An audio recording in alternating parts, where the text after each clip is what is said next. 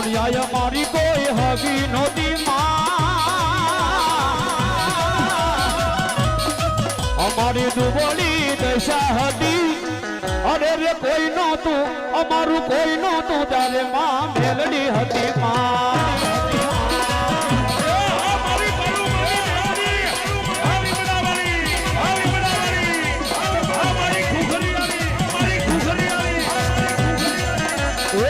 ખિસ્સામાં વાપરવા નાણાં નહોતા